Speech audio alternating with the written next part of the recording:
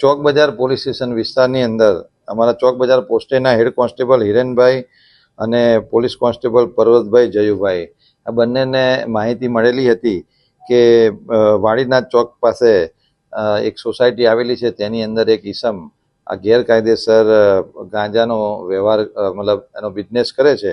આ બાતમીના આધારે ચોક બજારની ટીમે ત્યાં રેડ કરતા કુલ 20.095 કિલોગ્રામ ગાંજાનો જથ્થો પકડી પાડેલ છે, એની સાથે એક વજન કાંટો અને એનો એક મોબાઈલ એમ કરીને કુલ 2,06,450 રૂપિયાનો મુદ્દામાલ પોલીસે જપ્ત કર્યો છે.